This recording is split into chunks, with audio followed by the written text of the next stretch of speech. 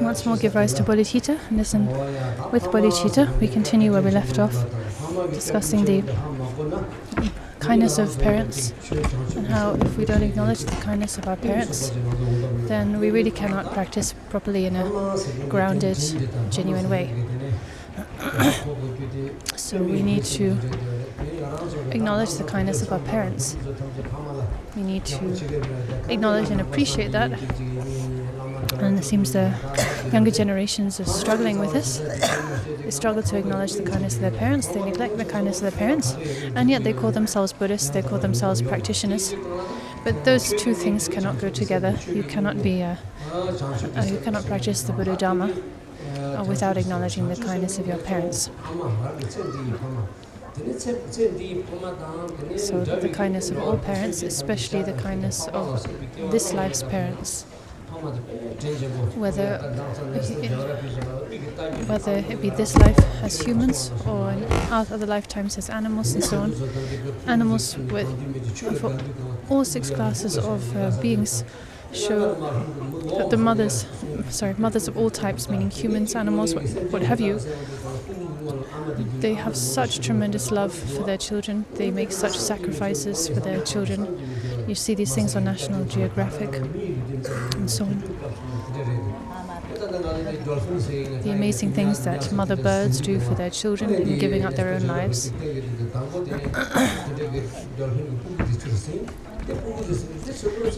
And actually hunters and so on exploit this, right? Exploit the love of mothers for their children. When hunters go and first of all they trap the baby dolphins, the calves, in a net, and then they know that the mother dolphins, the parent dolphins, will inevitably come to save their children, and so then they snare the adult dolphins as well. And there's a story of how in Nachuka in central Tibet, several decades back, there was a wolf, some wolves who were attacking the nomads' flocks of sheep, and after some time the local people got completely fed up of losing their sheep to this wolf. They all got together and they decided to go and hunt the wolf, find the wolf, kill the wolf, and put an end to this problem. They went up into the mountains in search of the wolf. They didn't actually find the adult wolf. What they did find was cubs, wolf cubs. And some people said, oh, we should kill these cubs, let's just stone them to death, kill them right here and now. And someone even more crafty and evil-minded, said, no, we shouldn't do that. Let's take these cubs down to the lowlands, down to our encampment. We'll tie them up. Wait till nighttime. We'll make a ring of fire around them, and then when the wolf cubs start howling and crying, then the mother will be sure to come, and then we can kill them all together. 2 birds with 1 stone. So they all agreed to do this. They carried the wolf cubs down to the lowland, tied them up, made a ring of fire around them, and sure enough, once they lit the ring of fire and the wolf cubs started howling, the mother wolf came galloping down the mountainside, leapt through the fire to save her cubs.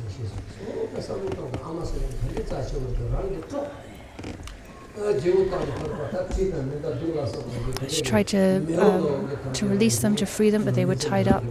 Then the people started throwing stones at her and her cubs, and so then she turned away and tried to fend them off. Anyway, she ran in and out of this ring of fire, trying to defend and save her cubs amidst this shower of stones and sticks and bullets, and eventually all of them, mother and wolf cubs, were all killed. This just shows the love of animals, the love of mothers, even in the animal realm.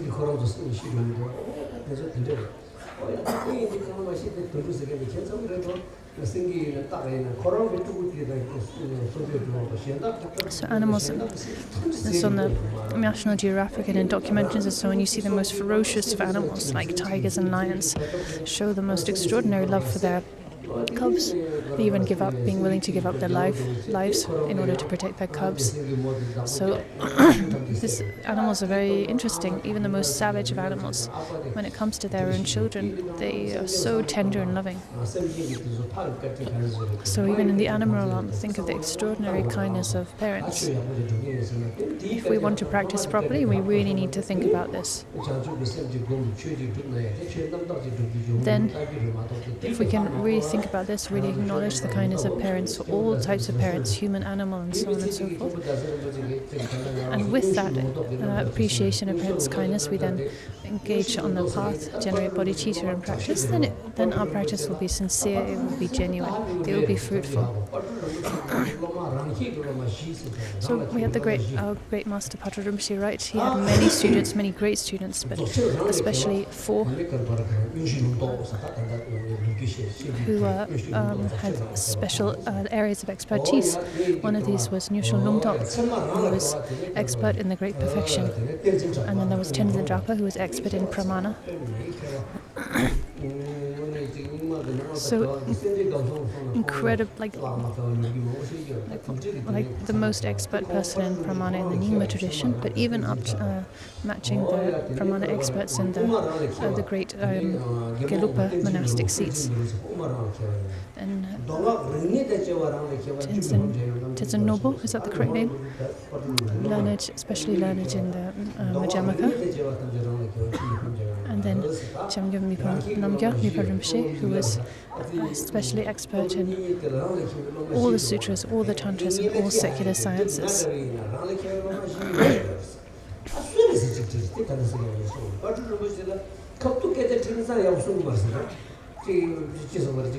I think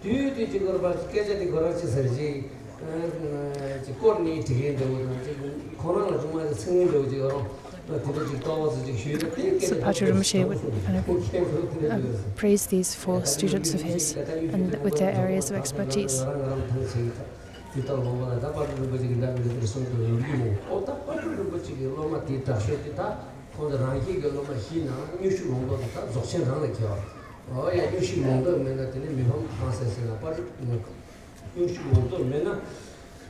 So anyway,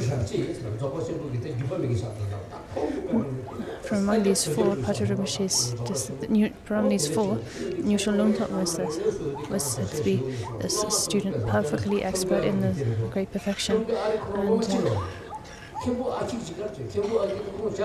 although Patra Rinpoche had many other great disciples, many of whom were great Dzogchen masters, a lot of them passed away without successors, without close students who could carry on the lineage.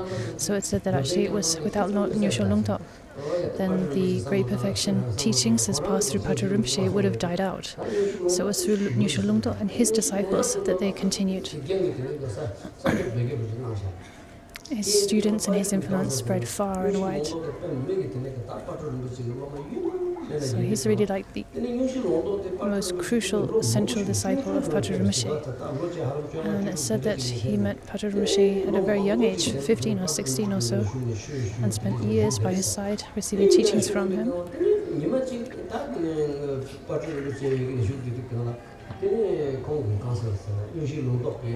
And then one day he was sitting with Patra Rinpoche.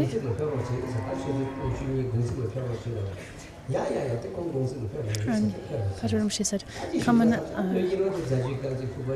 please come and have lunch with me.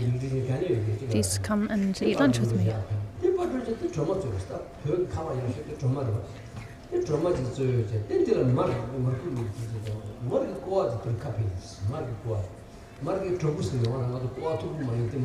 So sorry, I think it was actually Patra Rinpoche was invited to lunch somewhere. Anyway, they're having lunch, and what is being served for lunch is these mild sweet potatoes, these very precious white sweet potatoes, cooked in melted butter.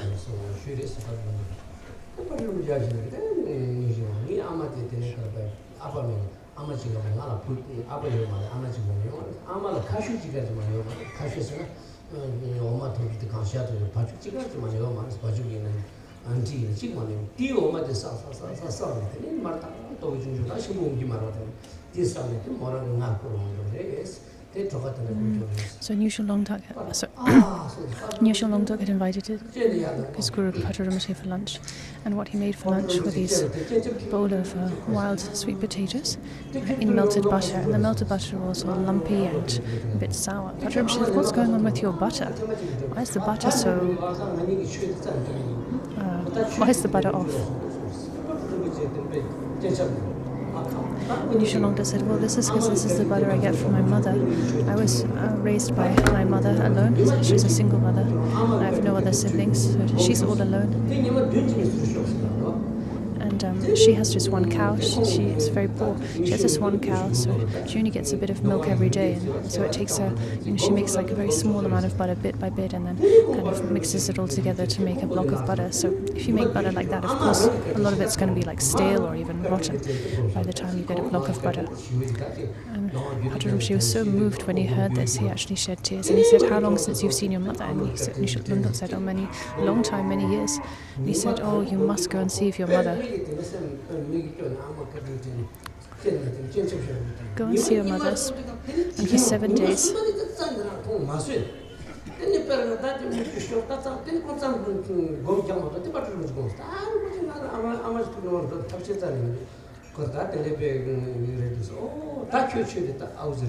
Pacharamshe said, "You should go and see your mother." And Nyusho Longtok said, "No, I think Rinpoche was saying," and Nyusho Longtok said, No, I don't want to part from you. I don't want to leave you." And Pacharamshe said, "Okay, that's fine, but for 7 days, starting from now, for 7 days, meditate solely on the kindness of mothers." So Nyusho Longtok did this. First day, he felt so much sadness thinking of all the kindness of his mother. Second day, the sadness and compassion increased. Third day, he was just overwhelmed by it. He stood up from his meditation session and rushed over to Pacharamshe and said, "Rinpoche, I just can't bear it. I have to go and see my mother. Please, I'm going to go and see her." Pacharamshe said, "Good. Nyu've practiced well. Good. Now go and see your mum." Said, "Your meditation has come to fruition." Nyusho Longtok was a great perfection practitioner, right? But still, this reflecting on the kindness of mother is so important, right? Pacharamshe instructed him to focus his practice for 7 days just on his mother's kindness. He was already very accomplished by this point, Nyusho Longtok. So if even a great master like Nyusho Longtok needs to meditate, spend time meditating on his mother's kindness, then it goes without saying that we all need to do the same, that our practice needs to be rooted in a vivid recollection of our mother's kindness. And all of us have mothers, right? There's not a single one of us, whether we're male, female, lama, layperson, truku, whoever. We all came from our mother's wombs. We came from their wombs. We are alive because of their kindness and care. So we really need to recollect this kindness. Not recollect the kindness in the sense of just thinking, "Oh, I'll send my mom $50 every now and then." No, actually, you need to show much more care and affection than that. And then you need to show the greatest kindness, which is the kindness of leading your mother and your parents onto the path of Dharma. So you need to embrace them with prayers, with practice. That's the best way, the real way to repay their kindness.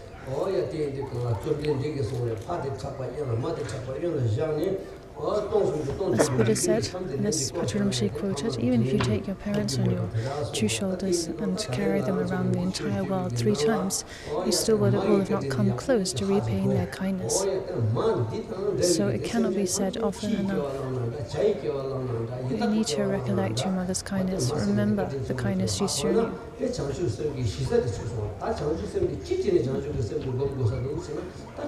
Whether the kindness of all mothers in all your lifetimes, whether you were a bird or a bee or a dog or a human or whoever, even in the lower realms, your mothers have shown you great kindness.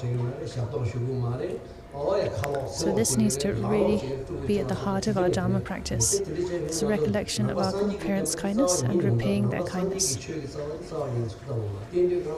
with our time and energy, repaying the kindness, caring for our parents in this life, not neglecting them, ignoring them, casting them aside.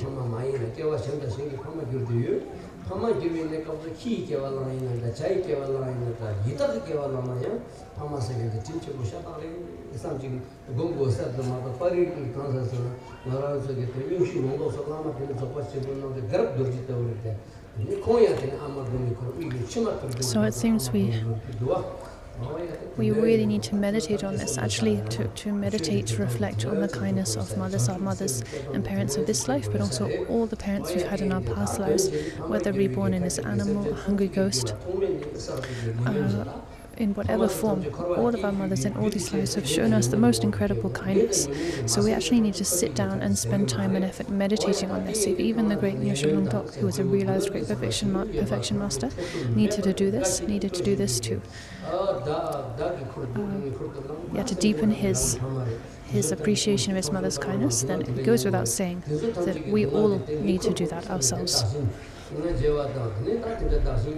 So it's acknowledging the kindness of our parents, of parent beings, and wishing to repay that kindness, that we engage in the exchange of self and other, exchanging our happiness and well-being for the suffering and misfortune of others.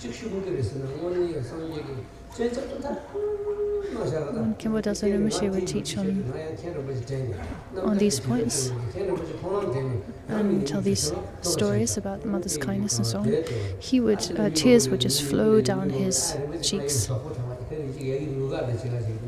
Every time, tears would flow down his cheeks when he was talking about mother's kindness and the story of Nyosho Lungdo. So when Khenpo Daso Rinpoche would tell this story about Nyosho Lungdo with Patrul Rinpoche, and Patrul Rinpoche telling him to meditate on his mother's kindness and so on, the story I just told. He would tell this a lot, and every time he would cry without fail. And he would often cry when telling the stories of the great masters and so on. So when I tell that story,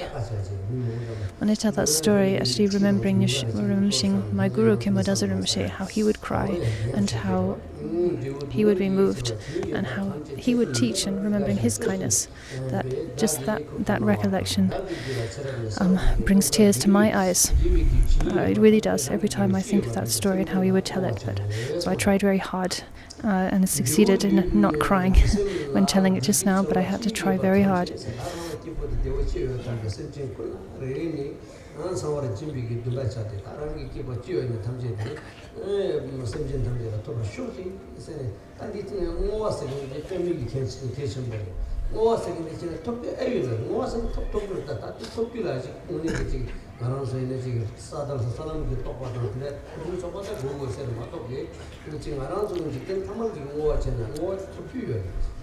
So we should dedicate all of the happiness we have and all of the virtue we accumulate to the benefit of other beings.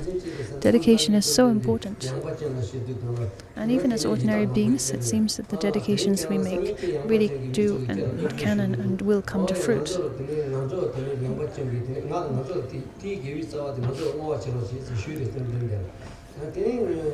Like this story of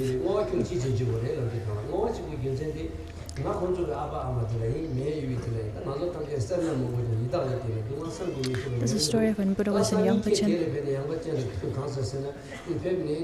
and he'd been offered a meal, as was the custom. He dedicated the merit at the end, and some hungry ghosts came to him and requested him, please dedicate the merit of this lunch to us. Buddha said, why? Well, because us, our parents, our grandparents, our whole family,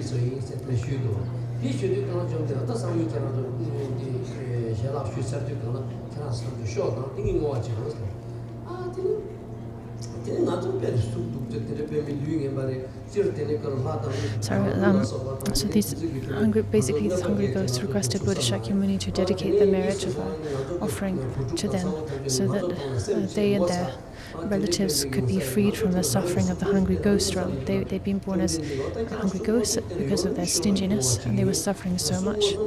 And Buddha said, okay, I will do that, but you must come tomorrow to lunch, where I will dedicate the merit. You must be present, and then I'll dedicate the merit as you request. They didn't want to come because they said, we're so ugly, we're so pitiful, we're ashamed to show ourselves. Buddha insisted, you must come. So they went, and when they arrived, what other people saw was this great kind of cloud of black dust descending on the area. This was the hungry ghosts, and they took their form, their pitiful, ugly form, these starved, emaciated bodies. And Buddha said, look, these hungry ghosts, these pitiful hungry ghosts that stand before you, they are the rebirths of your parents and your grandparents. So he said this to the patrons. So this is the missing link of the story I missed earlier. So the people who had offered lunch were the children of these hungry ghosts. He said, your parents and grandparents, because of their stinginess, they've been born as hungry ghosts. Now you must dedicate the merit of the lunch you've offered me, primarily to their benefit, so that they can be free of their suffering. And so they dedicated as Buddha instructed, with compassion for their parents and grandparents who were hungry ghosts. And as a result of that dedication, the result of the merit those hungry ghosts attained, they were then reborn in one of the heaven realms and freed from the suffering of hungry spirits. So this goes to show that even while we are ordinary beings, we can dedicate merit, and if we dedicate the merit with bodhicitta, then those dedications can bear fruit. They can bring about some benefit. So of course the full pure power of dedication is not attained until we attain perfect Buddhahood. But even now,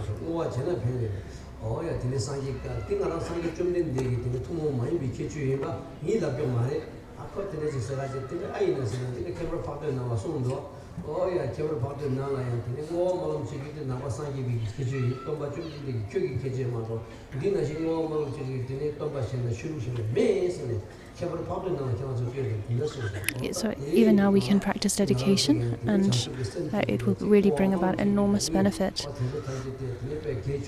So this is the practice of dedication. Dedicating our merit is the third of the three excellences, right? The excellent preparation of bodhicitta, excellent main part free of concepts, and the excellent conclusion of dedication, dedicating the merit with bodhicitta. And as Ashvaghosha says in his praising the unique qualities of the Buddha, the practice of dedicating merit, is unique to the Buddha's teachings. It's not found in any other religious traditions, Christianity, Islam, or other traditions. It's a unique feature of Buddha's teachings.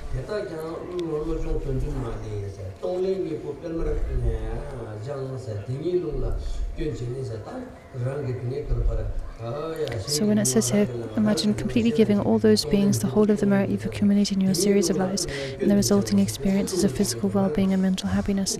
We practice giving in this way through the exchange of self and other, through the exchange of atonement, giving and taking, and also through the practice of dedicating merit. As we read in this 7-point mind training, train to give and take alternately, mount them both upon your breath. So this is a form of, it's a shamatha practice. By taking the breath, the inhalation and exhalation of our breath as the focus in our meditation, it helps our mind settle and focus, because our mind does not easily focus, right? So it helps to actually develop concentration, those qualities of meditation, and it also helps us to develop bodhicitta, training in the giving and taking tonglen in this way, by taking your breath as a focus. So just as it says here, train to give and take alternately, mounting them both upon your breath. So giving as you breathe out and taking as you breathe in. Whether whatever happens to you, whether you're in good or poor health, happy or miserable, at the top of the social ladder or at the bottom, don the great armor that renders you impervious to circumstances. Making compassion the basis of your practice, hit the essential point of relative bodhicitta. If you give rise to bodhicitta, you will not suffer from depression. These days, said 5% of people in a large percentage of people in America and Western countries. It's 30%, often said to be 30% these days. So that's 3 out of every 10 people suffer from depression. Or we say in Tibetan Sotlung, so I think in that we can include depression, anxiety, problems with anxiety, and so on, a variety of mental illness. So 3 out of every 10 suffer from these problems. In the West, apparently, according to the statistics, and in Nepal it used to be 5%, now it's 10. So this is on the rise even here.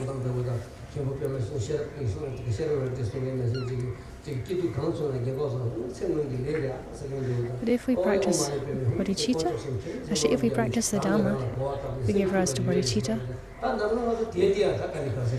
we really will be immune to depression, anxiety, these sorts of problems. As Khenpo Shararaji would say, whatever suffering you go through, whatever happiness you go through, whatever ups and downs, if you can just acknowledge that this is the ripening of my karma. This is all the ripening of my karma. And you can reflect in this way. You really will be able to deal with whatever happens to you.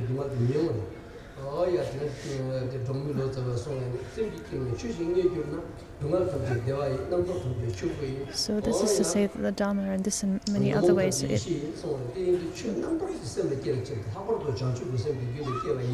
any Dhamma practice, if it really takes root in our mind, and especially bodhicitta, we will be happy. Meaning, when we say happy, maybe we could better say in English, we'll be content, we'll be okay. Whether we have a full belly or an empty belly, whether we have success, whether we succeed or fail, we'll be fine. We will be okay. We will be happy.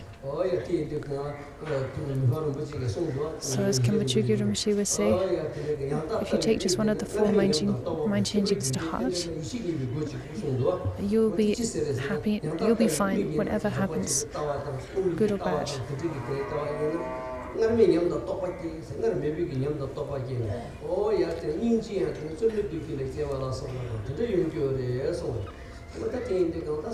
So likewise with the Moshe quoted some lines of scripture, likewise with the view of Madhyamaka and so on and so forth. If you gain certainty in these views, if you take them to heart, then your experience and realization will increase. In short, you'll be immune to depression, to anxiety, to unhappiness.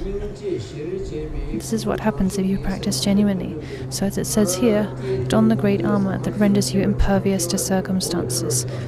So you become immune, unaffected by changes in your circumstances. Making compassion the basis of your practice, hit the essential point of relative bodhicitta.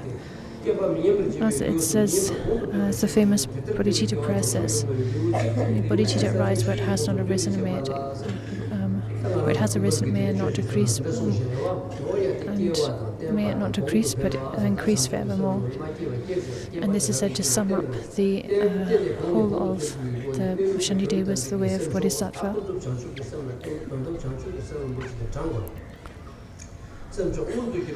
So in this way, we need to take compassion the basis of our practice and hit the essential point of relative bodhicitta. We need to give rise to relative bodhicitta and to ultimate bodhicitta.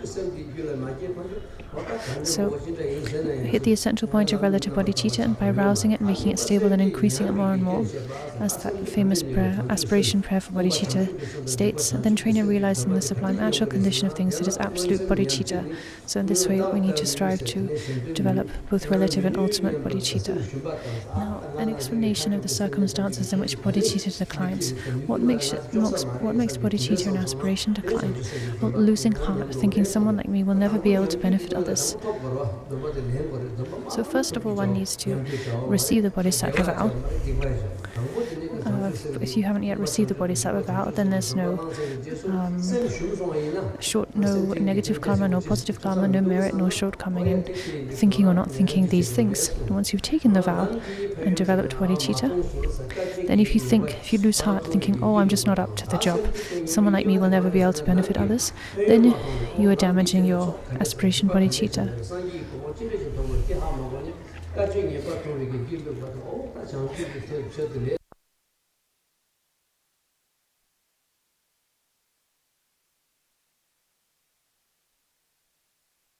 Laziness, from failing to see the benefits of the path and seeing only how difficult the practice is. So, failing to see the benefits of the path, this will happen if we fail to study. If we fail to study and reflect. If we study, we will learn about the benefits of the path, what the path comprises of, what the path is comprised of, and what it leads to, the benefits it leads to. But if we are not informed, if we don't know the Dharma, we're not going to be aware of the benefits. And then seeing only how difficult the practice is. So if we focus only on the hardships involved and let ourselves be discouraged, well, this is a form of laziness, and this causes aspiration bodhicitta to decline. Thirdly, engaging in the listener's path, the Shravaka's path, thinking it's better than the great vehicle, and then by abandoning bodhicitta, so turning aside from your bodhicitta resolve to establish all beings in enlightenment, and instead deciding to just focus on your own personal benefit and to seek liberation merely for yourself alone. As for the conditions that make bodhicitta in action decline, these are losing bodhicitta and aspiration and so on. So these points are described in great detail in Khenpo Kumbhal's commentary, Nectar of Manjushu's speech on the way of Bodhisattva.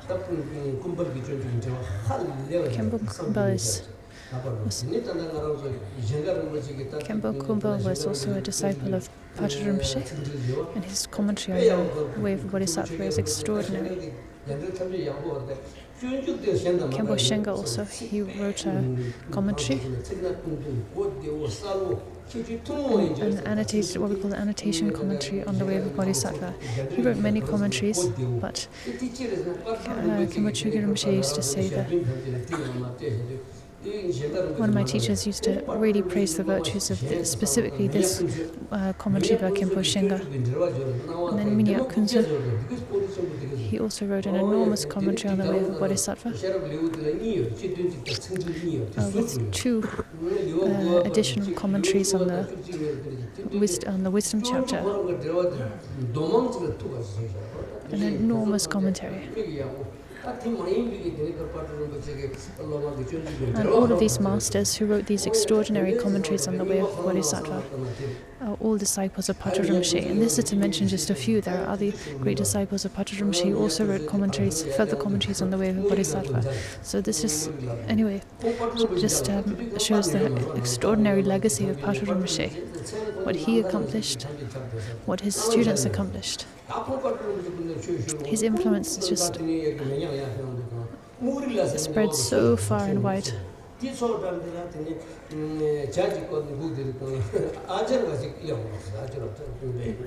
Rinpoche said one time Pacha Rinpoche was traveling through Dzogchen and stopped by a lake to make tea. So someone was traveling to see Pacha Rinpoche. They stopped by a lake to boil some tea, and a mendicant came along and said, "Hey, what are you doing? Where are you going?" He said, "Oh, I'm going to see the great Dzogchen master Pacha Rinpoche." And this mendicant said, that Pacha Rinpoche, he's just an old lousy lama. He's just some old lousy lama. He's not worth going to see. Something like that. And this lama got so angry. How dare he disrespect my teacher? And he punched this mendicant in the face. Don't speak about my lama like that. Punched him in the face. And anyway, then they parted, obviously. Then the master continued to on his journey. He got to where Patrul Rinpoche was teaching the way of a bodhisattva, and the way of a bodhisattva. When Patrul Rinpoche would teach the way of a bodhisattva, a special flower, which came to be called the flower of the way of bodhisattva, would bloom whenever Patrul Rinpoche taught the way of the bodhisattva. This flower would bloom no matter what the season. It's a really special flower with 50 or 60 petals.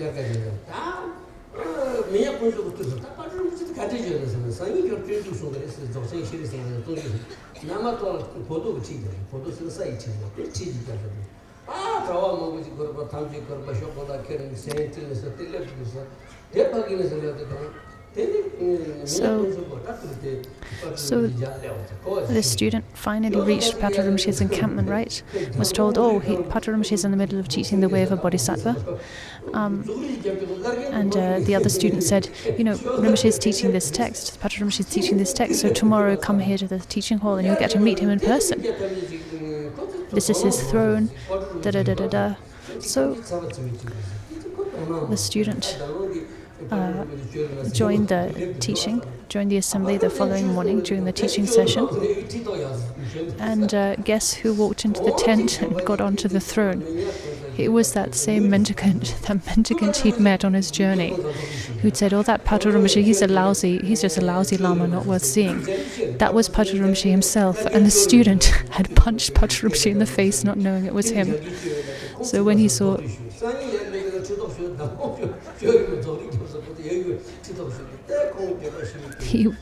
when the student saw that actually Patrul Rinpoche was the mendicant he'd already met on the road and that he'd punched him in the face, he was filled with so much regret. Anyway, then he became Patrul Rinpoche's students, and that student became Minyak Kunze, one of his greatest disciples, who composed this very elaborate commentary on the way of the Bodhisattva.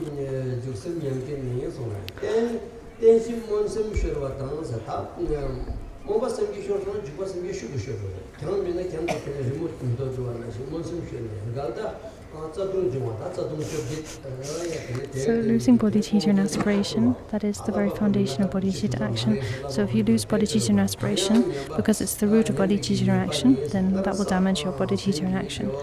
The occurrence of a root downfall, so that would run counter to bodhicitta. Giving up bodhicitta by returning the vow, these are all conditions that make bodhicitta and action decline.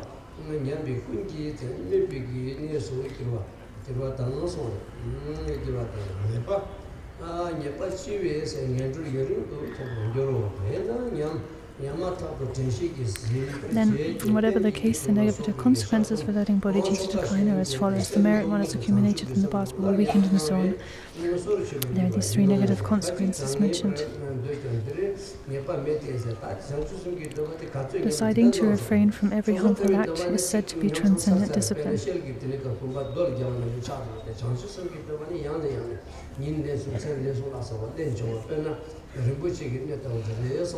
Okay, so backtracking, it says, renew the vow of bodhicitta just as you did in the vow of ritual. So if your bodhicitta degenerates, you should renew it. That way your bodhicitta will be restored. Some people claim there's a limit to the number of times you can do this, but this is not the case, for it's said that whenever the positive thought of refraining from wrong arises, the bodhisattva vow takes birth. So the bodhisattva vow is not like the personal liberation vows, which is said to be like a terracotta pot. Once broken, they cannot be repaired. If you drop a clay pot, it smashes into many pieces and it cannot really be repaired, right? But the bodhisattva vow is said to be like a gold or silver pot. It can get dented, it can get damaged, but it can be easily repaired, right? So if your bodhicitta declines, you can repair it by taking again the bodhisattva vow on your own. By taking the bodhisattva vow. Now the benefits of bodhicitta, there are 7 benefits. It's superior. First of all, the benefit that bodhicitta is outstandingly greater than other forms of virtue.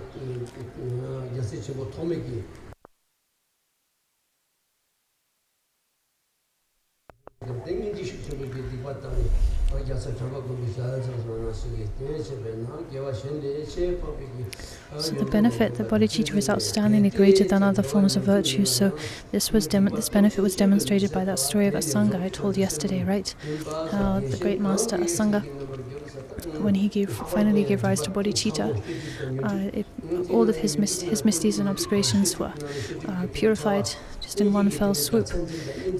And that moment he came to see Maitreya in person, face to face, and was taken to Tushi to heaven, where he received the 5 treatises of Maitreya, brought those down to the human realm, and brought just indescribable benefit to the whole world.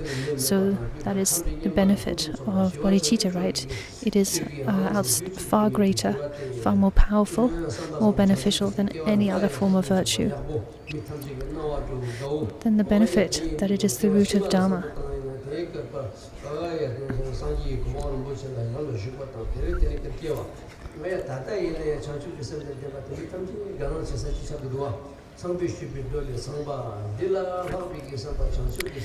Bodhicitta is the seed of everything that's excellent. Even while one's circling in existence, it will result in much happiness. So once you give rise to bodhicitta, even while you're still in samsara, you will experience good fortune, happiness, well-being.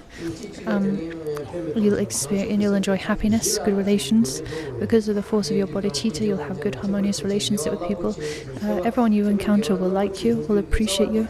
So it'll bring much happiness in the short term, temporarily, while you're still in samsara. And it goes without saying, it is also the cause of nirvana, of liberation from samsara and perfect enlightenment.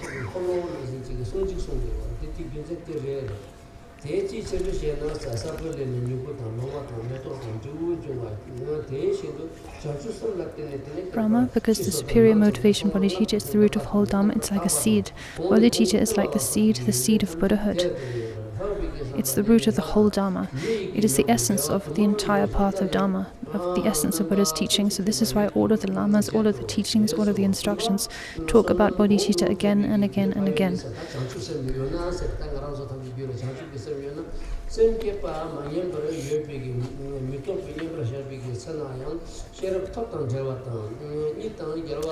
The benefit that one's merit grows ever greater.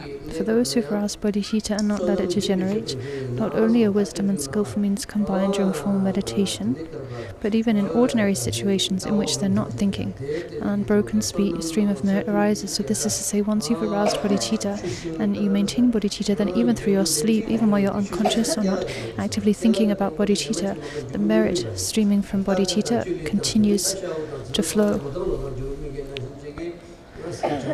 It's not like ordinary merit, which is like the plantain tree and bears fruit just once and then is exhausted. Rather, the tree of bodhicitta is like a tree that bears fruit again and again and again, year after year, season after season. Therefore, it's like a great wish-fulfilling tree. For when, with irreversible intent, the mind embraces bodhicitta, willing to set free the endless multitudes of beings, at that instant, from that moment on, a great and unremitting stream rises equal to the vastness of the sky. Even this is the case even during sleep, and even when inattentive, when talking, when sleeping, what have you. The stream of merit flowing from your bodhicitta continues to flow, continues.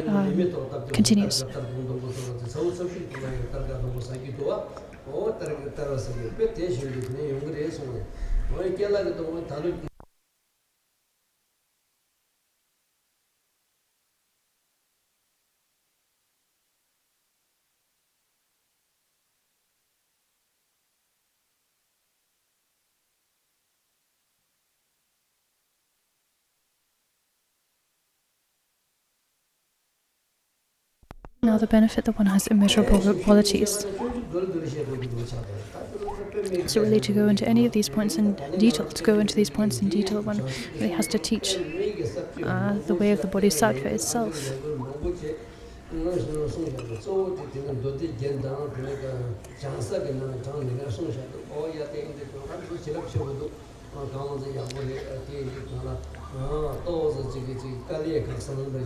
So as I mentioned yesterday, the Kyabje Rinpoche's presentation of bodhicitta here, it draws mainly on the explanations of bodhicitta found in Ornament of the Mahayana Sutras and Asanga's bodhisattva levels.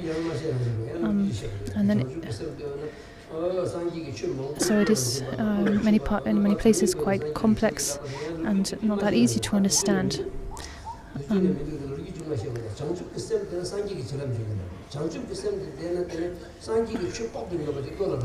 But this is just because of the wealth, the richness and depth of bodhicitta itself, right?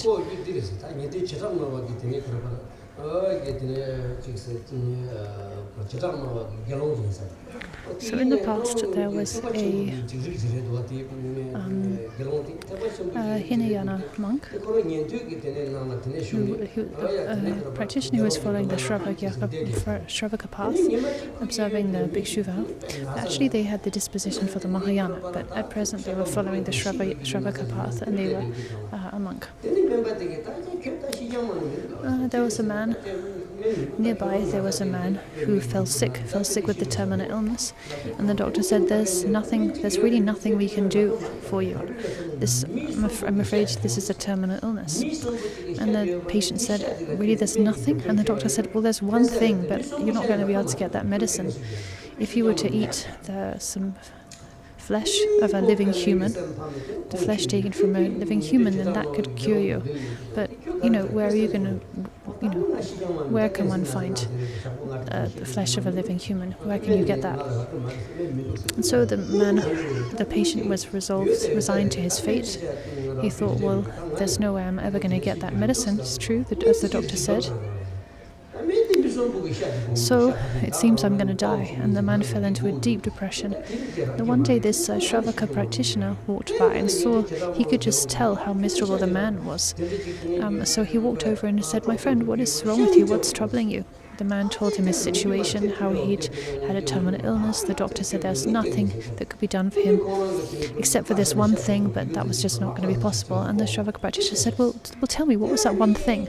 And he said, if I get a chunk of flesh from a living human and eat that, then that could cure me. Then if a medicine is made, if a medicine were compounded using that living flesh, then that could cure me. But that's just impossible, right?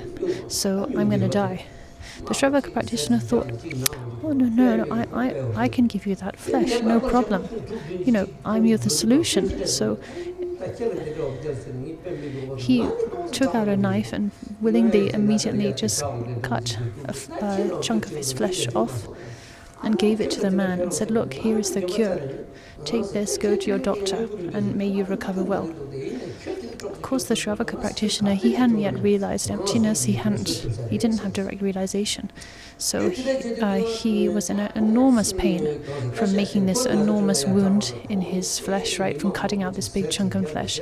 He was racked by pain night and day. And his wound was seeping with blood and pus, and for 5 or 6 days he didn't get a wink of sleep. He was just so racked by pain. But nevertheless, when people said, "Don't you regret what you've done?" he said, "No, I don't regret it. I am in pain, it's true, but I don't regret what I've done for a second." Then one night he had a dream of a white man, a graceful white man who said, "My son, when one practices generosity, it should be practiced like you have done this. This is a wonderful thing you've done." And this man blew on his wound and brushed his hand over the wound. And in the dream, the Shravaka practitioner felt like his wound had been healed, and he no longer felt pain. Anyway, and he kept on sleeping. And in the morning, when he woke up, he was surprised to find he wasn't feeling any pain. He looked down at his leg and saw that the wound had just miraculously healed over. So the white man he'd seen in his dream was Avalokiteshvara, and he'd received the blessings of Avalokiteshvara. As a result, his wound had been healed. And from that moment on, this Shravaka practitioner, he, without any prior study, he knew all of Asanga's treatises, so all of the main treatises of Nagarjuna by heart. They just arose naturally within his mind. So this was the result of his compassion, this gesture of compassion and bodhicitta.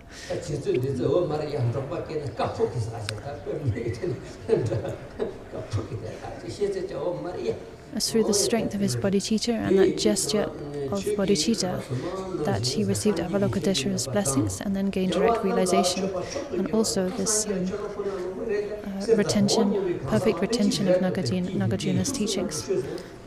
So that just goes to show the qualities and power of bodhicitta.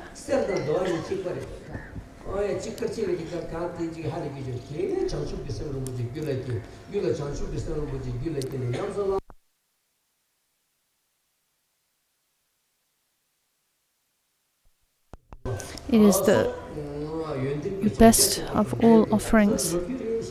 So the best possible offering you could make to the Buddhas and Bodhisattvas is the offering of bodhicitta, giving rise to bodhicitta within yourself. For the Buddhas and Bodhisattvas, those who have realized the nature of reality, there is no difference whatsoever between a heap of soil, a heap of dirt, and a heap of gold. So the way to really please the Buddhas and Bodhisattvas is to make the supreme of all offerings. What's that? That is bodhicitta.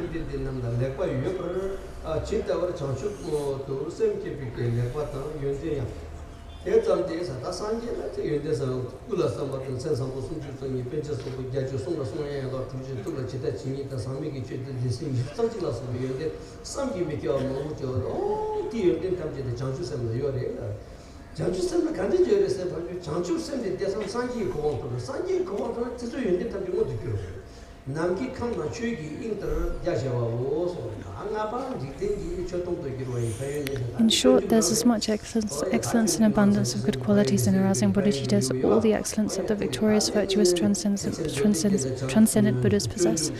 So this means that arousing bodhicitta is the cause for attaining the excellent and infinite qualities of the Buddhas. So in that sense, there is just as much excellence in bodhicitta as there is in the Buddhas themselves. Now, fifth, the benefit that one becomes an object of the word's reverence.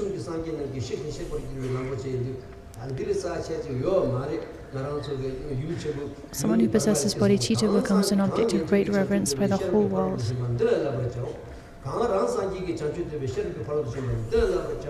After all, bodhicitta is the highway to enlightenment. It's the highway of the Buddhas of the past, the Buddhas of the present, and the Buddhas of the future.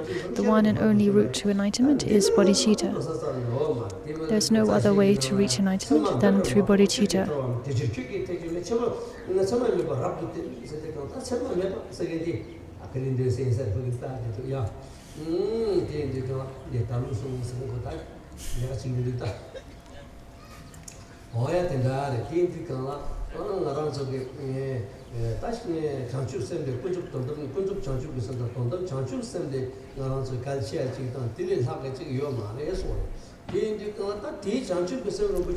So in short, there is nothing greater than relative bodhicitta and ultimate bodhicitta. And in this way, when you possess bodhicitta, you become an object of reverence by the entire world.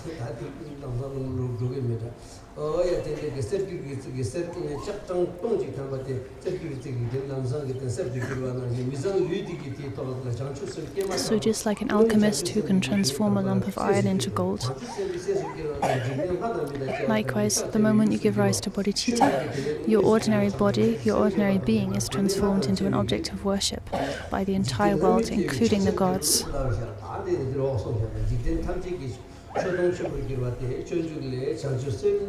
Should bodhicitta come to birth in those who suffer, chained in prisons of samsara, in that instance they are called the children of the blissful one, revered by all the worlds, by gods and humankind.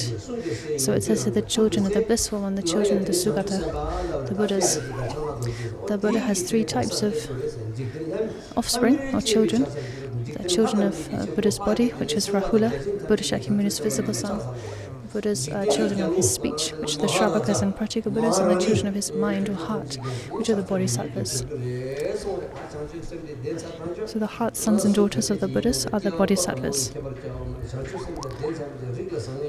Once you are endowed with bodhicitta, then you become a child of the Buddhas, a child of the Sugatas. It doesn't matter whether you're of high status, low status, male, female, whoever you are. It doesn't matter what your situation or body is like. Once you possess bodhicitta, you become a heart child of the Buddhas.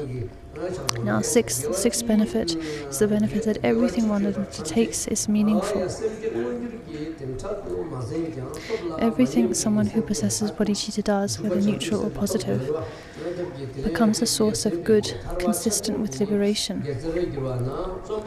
So this can also be translated as merit concordant with liberation, which we talked about, which was mentioned in previous days. So once you possess bodhicitta, all your actions become sources of merit, concordant with liberation. Basically, they become causes for liberation. For even if the act is not backed by the actual thought of bodhicitta at the time, once one's taken the vow of bodhicitta, all one's actions are permeated by bodhicitta.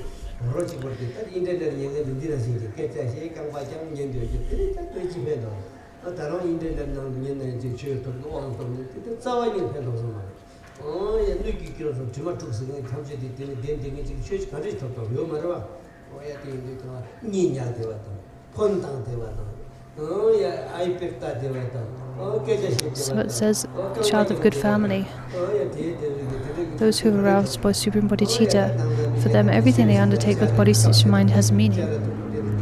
But that said,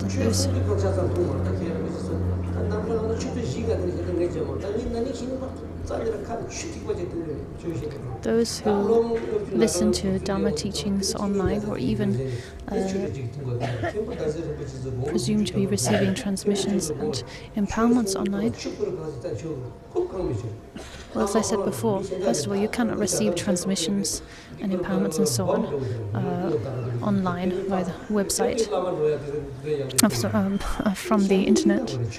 But also when people listen to teachings like that, they just sit around like, they don't adopt the proper conduct for receiving teachings. We must always be free of the 3 defects of the vessel, the 6 stains and so on when receiving the Dharma. Otherwise we are not fit vessels to receive that Dharma. So listening to a teaching online while sitting around in your underpants on the couch with your legs up on the table, leaning back, stretching, what have you, that is not a situation in which you're not a vessel at that point for receiving the teachings. And yeah, it seems like this habit of giving and receiving teachings online has become very widespread now and kind of accepted, but that doesn't mean that it's a good thing. Just because something is popular practice, common practice, doesn't mean that it's necessarily a good thing. Something being popular doesn't guarantee that it's good. Furthermore, when Khenpo Dazo Rinpoche would never take a drop of water, a drop of tea or any drink during teaching sessions, and he would teach for several hours. And until recently I observed this too.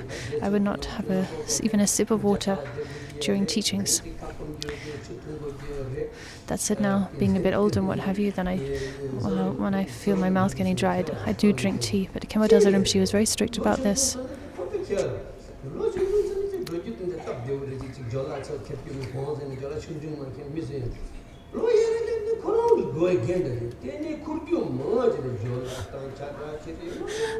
And to some extent it's understandable, like those who are older, the people who are older, maybe they have physical problems or what have you, maybe they do need to drink, right? They can't just go without water for like 2 or 3 hours. Someone said to me, a friend said to me kind of jokingly, what is going on? Look at the younger generation. They can walk around with just like a small purse or a small handbag, and they can go the whole day like that. They're fine. But look at the older people. Once you get old, you just need more and more stuff, Okay, so the joke is this: young people are strong and fit. They can easily carry like a big bag around with them, but they don't. They just carry like a small purse or bag. They don't need to carry much stuff around with them. But when people get old, they're frail and feeble. They don't have the strength to carry anything. But they need to carry so much with them, right? Like this enormous backpack full of water and cushions and blankets and handkerchiefs, because they need all those things, right? Because they're old and frail now. Anyway, that was very funny in Tibetan, maybe not so funny in English translation.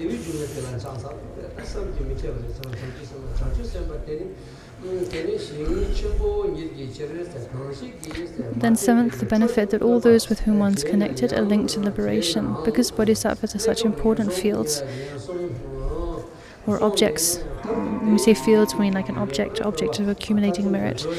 People who, from lack of faith, get angry with them and do them harm will have to experience the low realms, at least temporarily. But despite this, in the end, because of those bodhisattvas' compassion, they'll definitely reach the end of cyclic existence and be liberated. And as for those who do have faith in them, their merit will grow more and more, and they'll swiftly attain enlightenment. So this just goes to show the power of bodhicitta, the power of the bodhisattvas. As it said, even a negative connection with a bodhisattva will be of enormous benefit. Of course, it goes without saying that a positive connection with a bodhisattva will be of great benefit. If you have a positive connection with a bodhisattva, you can, if you apply yourself, reach enlightenment in a single lifetime. By virtue of that connection, and even if you have a negative connection, by virtue of that connection, sooner or later, your time in samsara will come to an end. That connection with a bodhisattva is like the seed for liberation being sowed in your mind stream. But if you have no connection with a bodhisattva, positive or negative, there's no end in sight to your wandering in samsara. So, no matter how badly someone mistreats a bodhisattva, through the strength of their bodhicitta, without a doubt that bodhisattva will lead that person to liberation. They'll lead them along the path. Even those who do evil to a bodhisattva, resulting in their going to the lower realms, will subsequently, later on, because of that bodhisattva's great efforts, find freedom and be set in unsurpassable enlightenment. I go for refuge to those springs of happiness, the bodhisattvas who bring their very enemies to perfect bliss.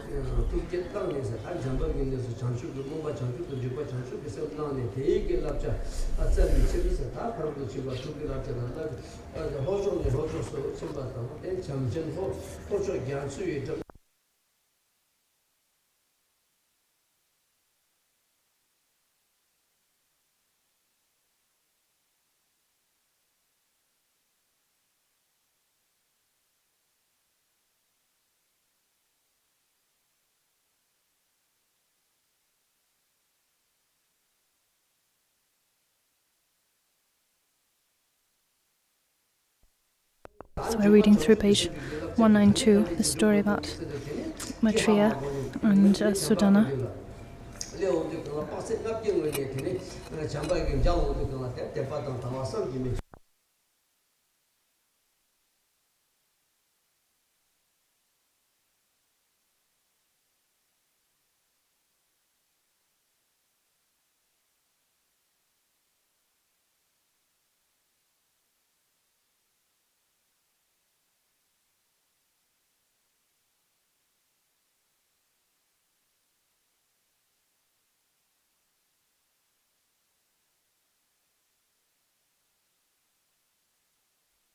So Sudana seeking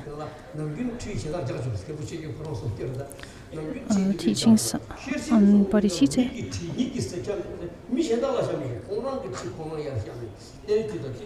He came to Maitreya, who said, "Look at Sudana, he of pure intent, born of enduring riches, seeking the practice of supreme enlightenment, he has come before me, the wise one." So Maitreya is not saying this to praise himself, but he's praising the qualities of enlightenment, the qualities of bodhicitta. So we shouldn't misinterpret this and think, Maitreya was so full of himself, saying, look, this Sudana has come to see me because I'm so great. Maitreya is saying this. He has come before me, the wise one. He's sort of praising himself in the sense of praising the qualities of bodhicitta, right?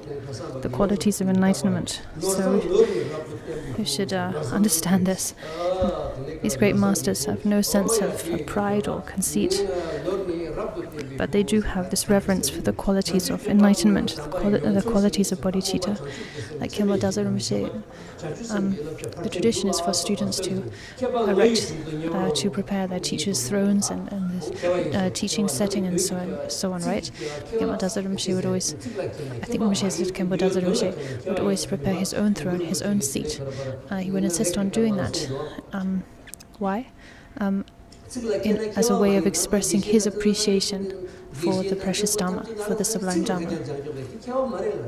So this is how the great masters are. They have this extraordinary appreciation for the Dharma, the value of the sublime Dharma, and for bodhicitta. And when we say the wise one here, as it said, the truly wise one is not she who's learned in the words, but she who is learned in the meaning who is learned in reality. Basically, one who is realized, not one just with book learning. That's what's meant by wise here. Have you travelled well, you in whom compassion and love have arisen? Have you come to the vast mandala from Maitreya?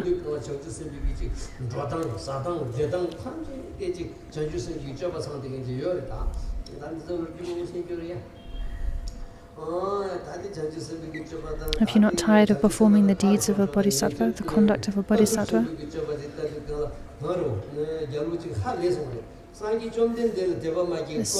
There's so many stories to tell about what we mean by the deeds of a bodhisattva, the conduct of a bodhisattva. And conduct is incredibly important, meaning one's physical, verbal conduct, the way you walk, the way you move your hands, the way you talk, the way you conduct yourself, especially for those with novice and full monastic vows, and those engaged in formal study.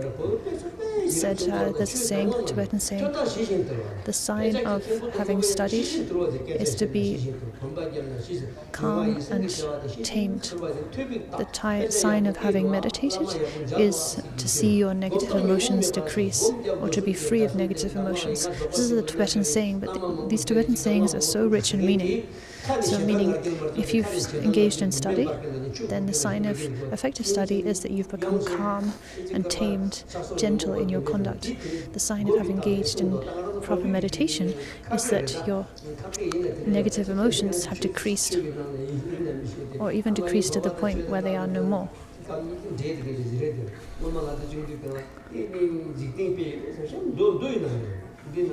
And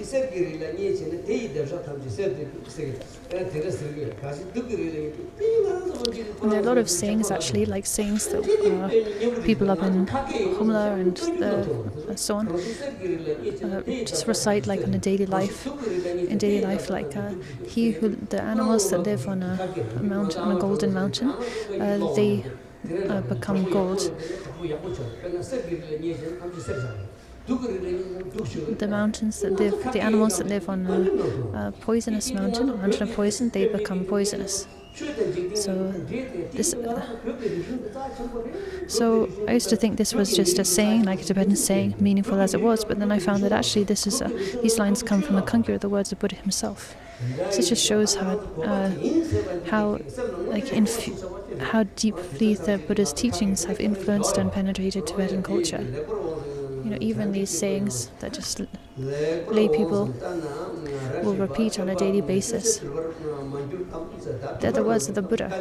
So anyway, the point of that saying about the golden mountain and poisonous mountain is speaks to the importance of the company ones keep, right? If you keep good company, that'll have a good influence on you. If you keep bad company, that'll have a negative influence on you.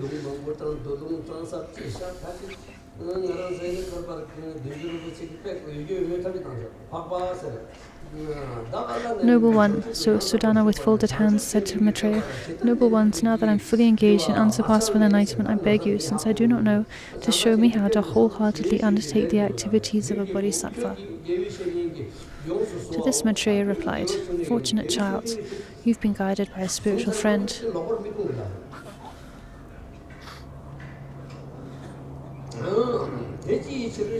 Why is this? Bodhicitta is like the seed of all the Buddha's teachings.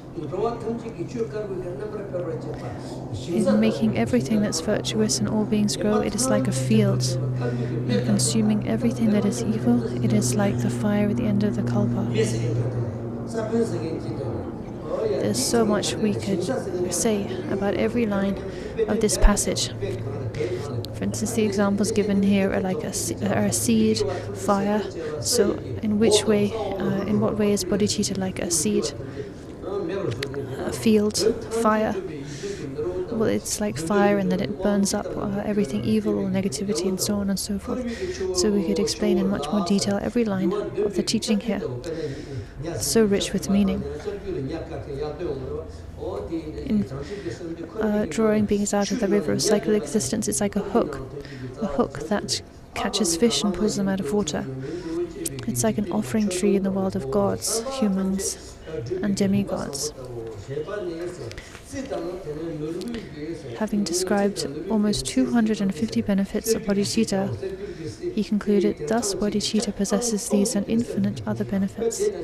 So, having described almost 250 benefits, ending with the similes of elixirs, meaning an alchemical elixir that can transform iron to gold, he concluded.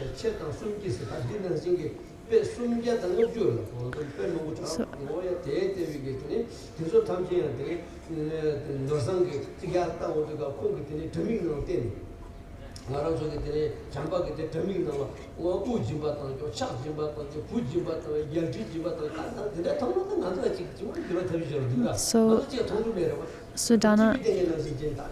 when Sudana met Maitreya in this way, when you read the full sutra, you see how Maitreya actually showed him, almost like showing him on like hundreds of different TV screens at the same time, all of the different hardships he went through on the path in his past lives for the sake of bodhicitta, all of the different bodhisattva deeds he performed, how he gave away his head, his limbs, how he gave up his own life time and time again for the sake of bodhicitta. So if we could see something like that, it would probably have some impact on us, right? Probably helped us to change. This just shows, again, the activities of the bodhisattvas, right? The different way they act to benefit sentient beings, sometimes through teaching, sometimes through showing them things, sometimes through gesturing, through a certain display. So Maitreya displayed all of these things and thereby all of the benefits of bodhicitta to Sudana, and this made an enormous impact on him. He was transformed there and then. So,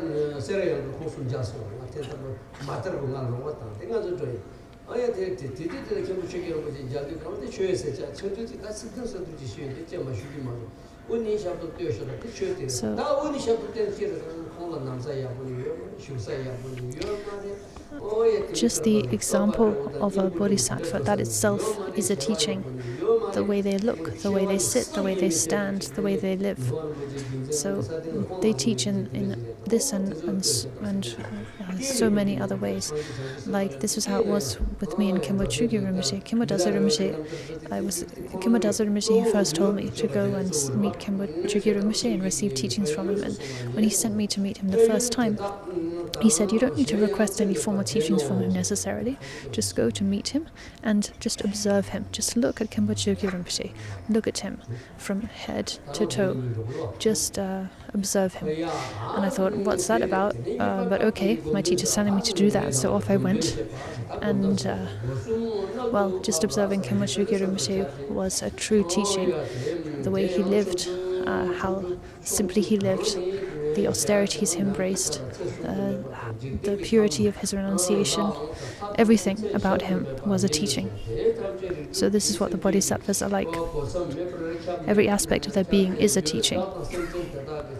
Now, clarification of the points of the training in this case. So meaning in this particular Ngondro practice. So when it comes to practicing bodhicitta during your personal Ngondro practice, relax physically, verbally and mentally, and reflect as follows, just as one could never fix the dimensions of space and so on. So there's nowhere in the universe not filled with sentient beings belonging to the 6 realms, and all these beings have been our parents at some point in our past lives. There's not a single one who has not at some point been our father and our mother. There is not a single one of all those sentient beings who has not been my father or mother, and not only once, every one of them has been my mother, my parent, an incalculable number of times. So reflecting this, we should apply we should recollect that, as is described here, that all beings have been our parents in past lives. When they were our parents, they showed us great kindness. Reflecting on that, we should generate the wish to repay that kindness, and so on. So these 7 points the 7 points of generating bodhicitta, developing bodhicitta as taught by our teacher, right? That sevenfold instruction. We should think about all of the lives we've taken since time without beginning. As Nagarjuna explained, if you were to gather together all the like skeletons from the times you've been reborn as an ant and gather them up in a pile, that pile would be bigger than Mount Meru, the biggest mountain in the universe, and so on and so forth. This is literally the number of times we've been reborn. And in every single one of those rebirths, we had parents. We were born to parents. And in every single one of those parents showed us enormous kindness. And not only once. Every one of them has been my parent an incalculable number of times. On each occasion, they've shown me nothing but kindness. So, you should think again about the kindness our mothers showed us when they conceived us, were pregnant with us, gave birth to us. All the discomfort they endured for our sake, cold, heat, hunger, thirst. Even think of an ant.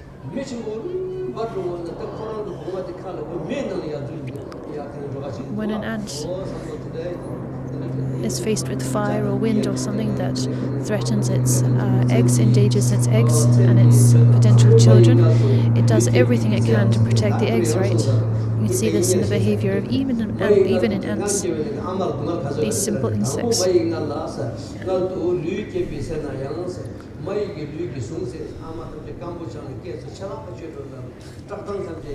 Take this present life, for example, to begin with. When my body was developing in my mother's womb, she endured physical exhaustion. Her beautiful complexion faded. It was difficult for her to stand or sit and so on. So you see this, you see that when women are pregnant, often they feel sick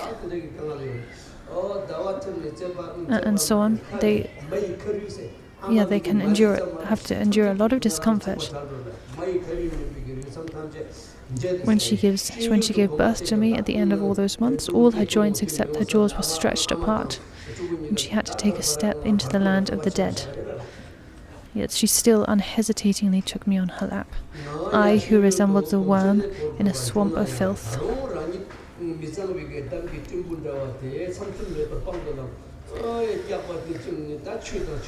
So a newborn baby. So at the minute when we're first born from the womb, we're covered in like placenta and blood and even piss and shit. But nevertheless, our mother, without a moment's hesitation, takes us in her arms, brings us to her chest, embraces us with love. Whatever the situation, whatever she did, like wiping up my excrement with her loving hand, she cherished and cared for me. She gave me everything she had. Land, assets, money, clothes, food, provisions. And how do we behave as children? Well, so many children, they just take everything their parents give them with a sense of entitlement, with greed, without a thought for their parents' kindness. They think, of course I should, I'm entitled to this. This is my inheritance.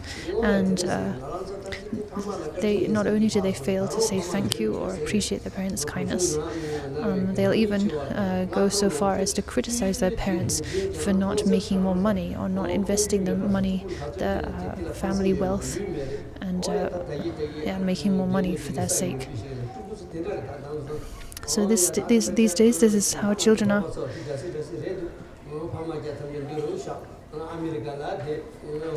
And not just in other places, but even up at the area of our monastery, a lot of children are leaving their parents up in remote villages, going off to the west, having a fine time, and what they only bother to come back and see their parents once every few years for a very short visit.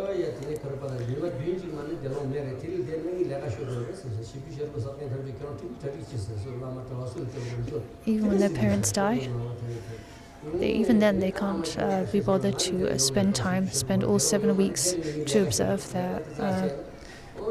pujas, the 49 days after death.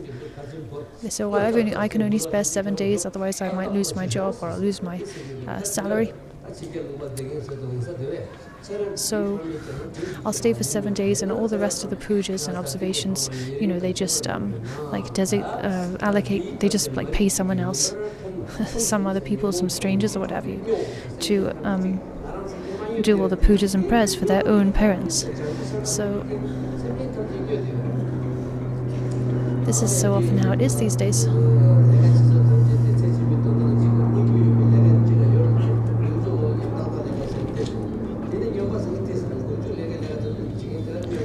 This is what it really means to be crazy.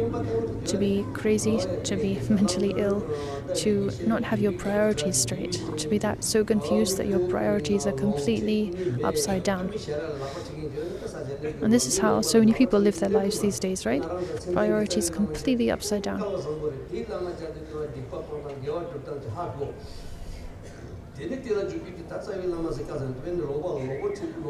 So now all of them are groping in the gloom of ignorance, their minds crazed and deranged by afflictive emotions, so crazed and deranged in the way I just mentioned. Bereft of the eye of wisdom that sees what to adopt and avoid, they have no spiritual friend to act as a guide. So one should really rejoice in the fact that we ourselves have all encountered a spiritual guide who can lead us through the darkness, lead us along the path, and dispel the blindness of our confusion. Without that, we would be completely lost. They want to be happy, all these mother beings, but ignorant of the means for achieving that, all they manage to accomplish are the very things that lead to suffering.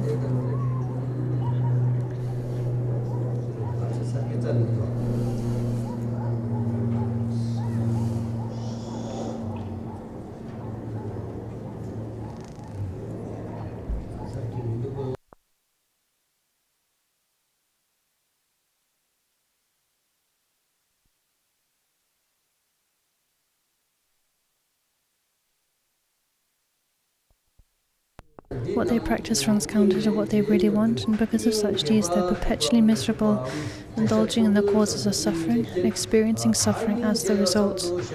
How pitiful they are, these kind old mothers of mine.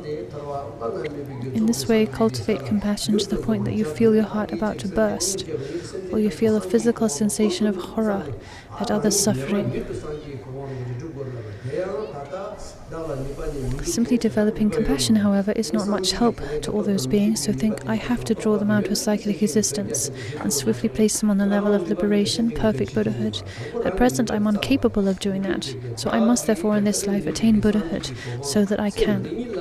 As an ordinary being, one does not have the ability to lead beings out of liberation and place them in the state of enlightenment, right? So it's to this end that we must apply ourselves right now in this life to attaining Buddhahood, so that we then have the ability to help our kind mother beings. In order to do so, I will practice the different stages of the profound path.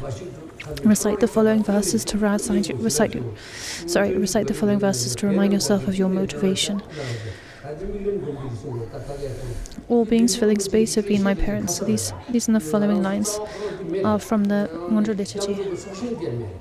So these lines, as well as the lines of describing the visualization of the refuge tree, these were added in by Kyabje Jujun Rinpoche. They're not actually from the root treasure text.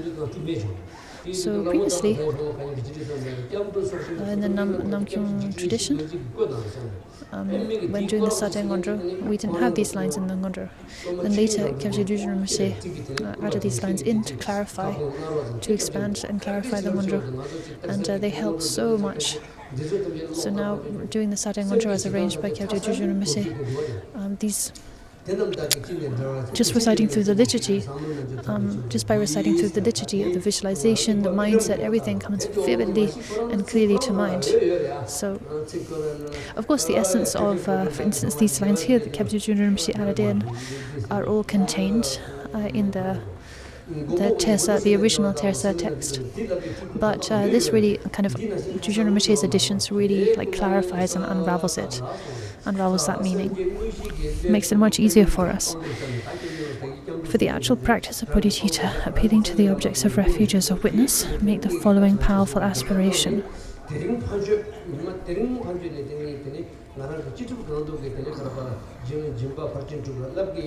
Just as the Buddhas and Bodhisattvas in the past cultivated bodhicitta, so too will I, for the benefit of all beings who be my parents, arouse the mind of supreme enlightenment.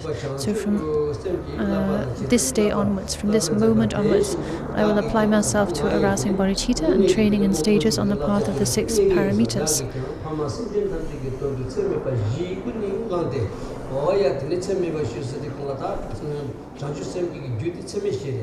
So, motivated by the 4 boundless attitudes, the 4 immeasurables of love, compassion, joy, and equanimity, these are the causes of bodhicitta, right? If we don't first develop the 4 immeasurables, we cannot give rise to bodhicitta. So, cultivating the 4 immeasurables, the cause, we give rise to bodhicitta, the result, and thereby we apply ourselves to the 6 paramitas of generosity, discipline, patience, diligence, concentration, and wisdom. As it says, I will train in stages on the path. So this is such an important phrase. When we take refuge by reciting the liturgy for the ritual for the Bodhisattva vow, as we've been reciting every morning, we recite these lines, which we find in the way of the Bodhisattva, that say, I will train step by step, or I will train in stages on the path.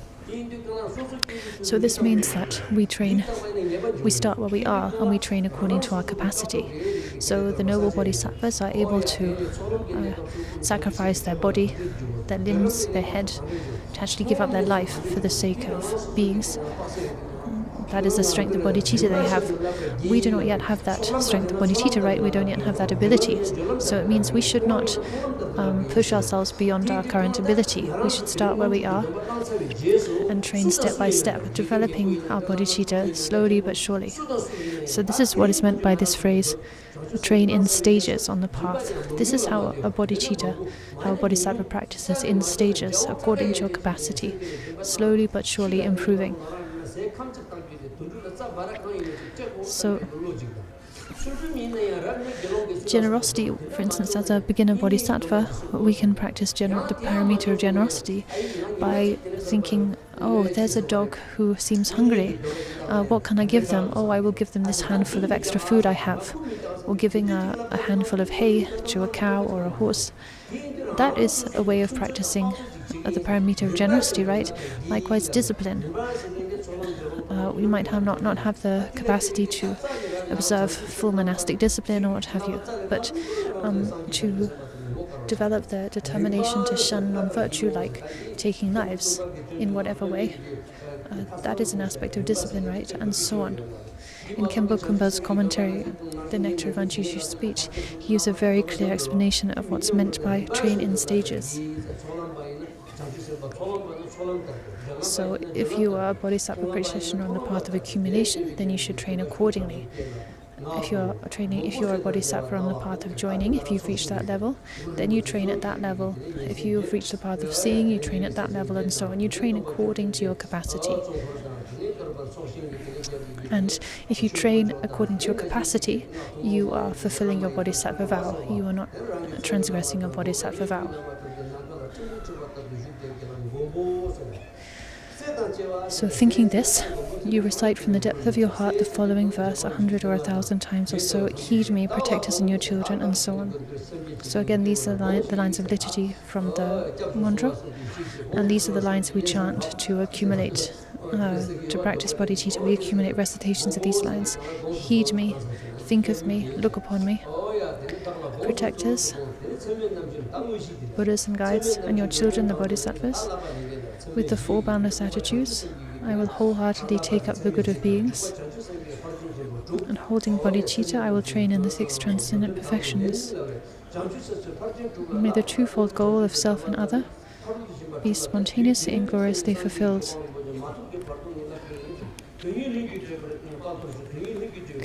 From now until I attain it, from now until all beings are established at the level of Buddhahood, I will train in the 4 immeasurables and in the 6 perfections.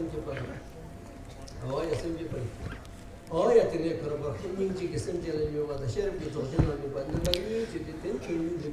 what is Again, what is bodhicitta? It's a state of mind endowed with two factors. Compassion focuses on sentient beings, and the wisdom that focuses on enlightenment, attaining enlightenment. So while reciting these lines and thinking as described above, we practice cultivating bodhicitta. Bodhicitta, that is the wish to establish, the wish to attain enlightenment out of compassion for all sentient beings. So we'll continue a little bit.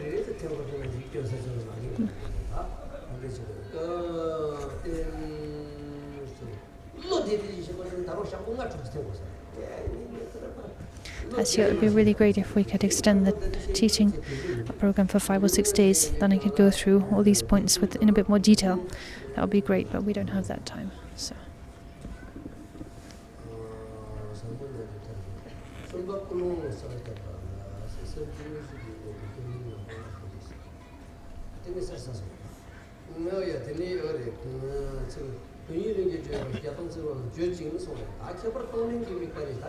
So recite that and concentrate especially on giving and taking, on Tonglen. As you breathe in, imagine that all the negative actions and so on, all beings are gathered into a black mass, which enters your nostrils and dissolves into your heart, thus freeing beings forever from negative actions and suffering. So we already talked about the practice of Tonglen, as it's called in Tibetan, or giving and taking. So this is explained again here. As you breathe out again, imagine that all your own happiness and positive actions go out through your nostrils in a brilliant white stream like rays of moonlight and dissolve into all beings so that they immediately attain Buddhahood. Meditate on this joyfully.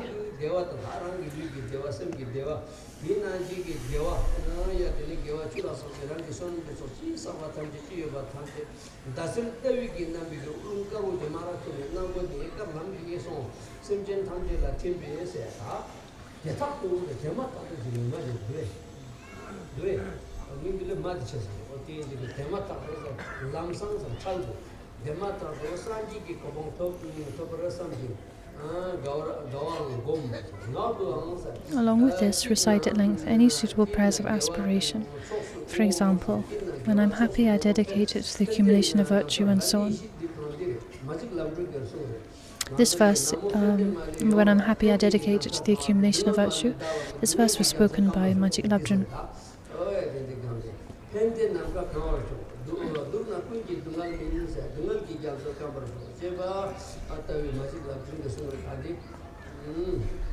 May the ocean of suffering dry up. These are the words of Majik Labdrön.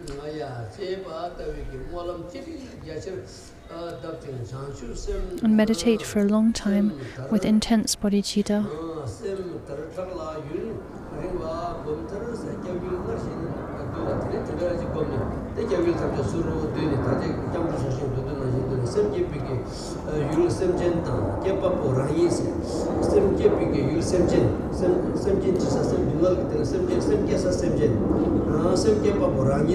At the end, to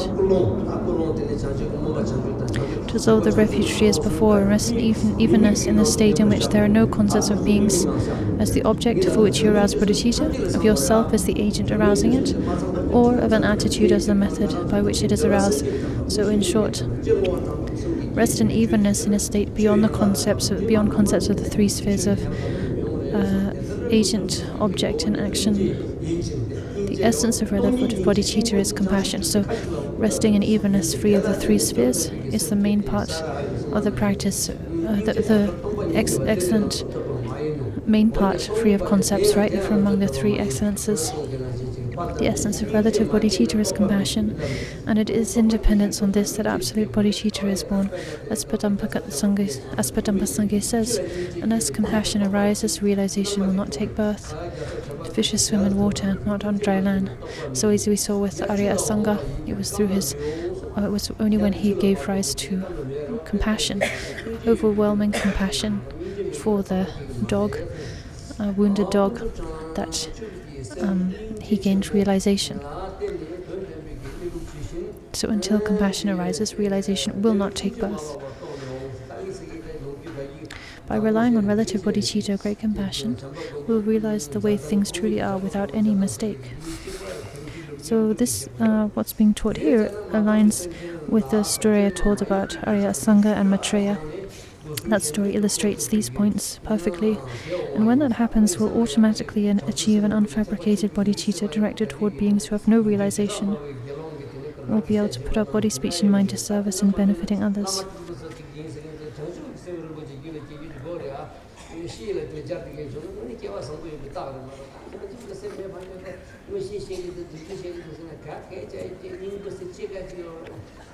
So bodhicitta is really the most important thing for us to develop.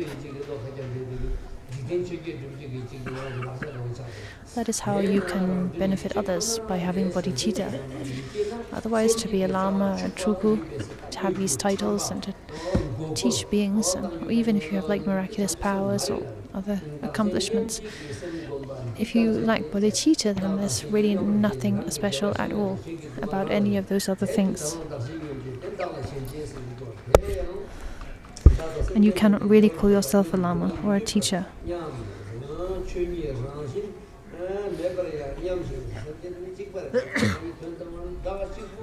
So as it says here, it's through bodhicitta, great compassion, that we'll be able to put our body, speech and mind into service in benefiting others. If we do lack bodhicitta, we will not be able to benefit others. So if we find ourselves having only selfish thoughts and no altruistic thoughts, it's that our bodhicitta has gone fundamentally wrong. So we need to really think from the depth of our hearts, I must by all means establish all beings in enlightenment. I must lead all beings to enlightenment. We must develop that resolve, that determination.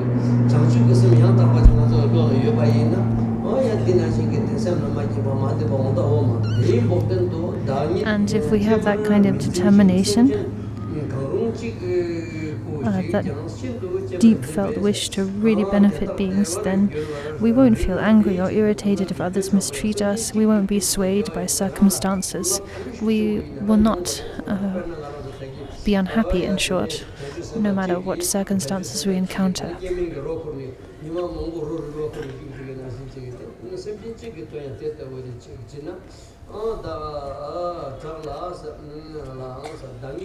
So to make progress in this, you must cease to consider yourself important, but consider any sentient being, even if it's only a single one, as extremely important.